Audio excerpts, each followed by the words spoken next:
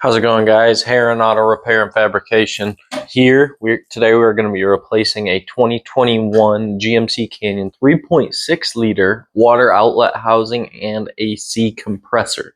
So if you need some help with that repair, you want to learn how to do that repair, or you just want to watch it be done, stick around and here we go.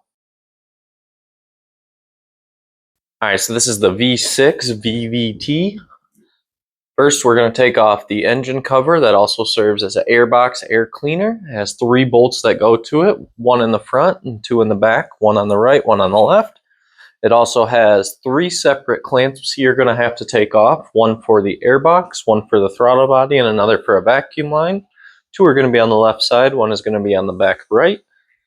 Once you get all of those off, you're going to have to disconnect the air cleaner boots and clamps, and then the cover should come right off.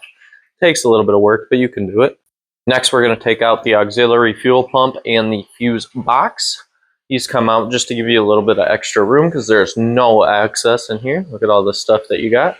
So the fuse box, you're going to have 6 clips. You're going to have 3 on each side. Those got to pop out so that you can get to the CAN bus lines that are underneath. You can also elect to take the battery and battery tray out if you want, just for a little extra room.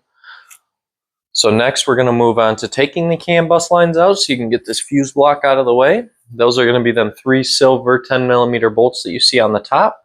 I've already got them disconnected, so you can see I go a little quicker here, but you're going to want to unscrew them slowly from the top while the bottom connector falls out. That way you don't damage any of the pins of the connector. Then you're going to be able to move that fuse box out of your way and move them CAN bus lines out of your way so you have access to underneath. Now the clamp for the auxiliary fuel pump has to come off so that you can get behind it. You're going to want to be able to see your AC compressor at this point, and your water outlet housing is going to be on top of it. You can go ahead and take them 2 bolts out, and now for that water outlet housing, get that thing out of your way. If you haven't done so already, I'd recommend evacuating your AC system, as well as taking your serpentine belt off. Just make your job a little bit easier. So now that that is done, you're going to take off your AC lines, move them out of your way, and then you should have a little bit of access to get to the top 2 bolts of the AC compressor. If you can't get to the back one is actually a nut, a 13mm nut with a E4 Torx stud that both have to come out. I was able to get to it through the fender well. This is a 4-wheel drive truck, so it was a little bit more difficult. You have a few extra things in your way. And then there is a 3rd bolt on the bottom left side. You can get that also from the inside fender well on the driver's side pretty easily. So now that you've done that, you can go ahead and unplug the 2 connectors that go to your AC compressor. If you want, while you're in there, you can also clean up the engine surface where your water outlet housing is going to go. Then once you have everything unplugged, everything unbolted, your AC lines moved up out of your way, you should be able to pull the AC compressor up and out through the front. At least that's what I did. I had a little bit of clearance. I was able to move it around, kind of jangle it a little bit, and it came right out. Then you're going to have to pretty much just reverse them steps to get it back in.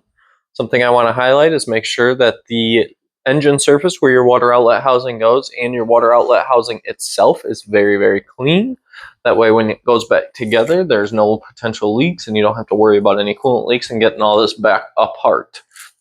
Another thing that I want to highlight that is very important is to actually torque these water outlet housing bolts down to spec, because if you over torque them, what's going to happen is the 2 sides are going to go inward farther than the middle is. The middle is going to come up and it's going to cause a leak outside of that little metal gasket in the middle.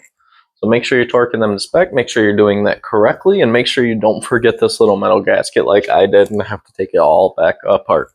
That's why you can see in the video that the AC compressor is already new, because I forgot this little gasket and I had to take it all back apart, but made it great for filming so I could get some video and a tutorial for you guys.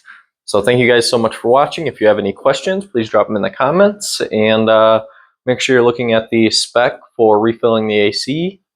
I just wanted to give you a little bit of picture of what it should look like going back together. That way it's a little bit easier for you. And again, thank you so much.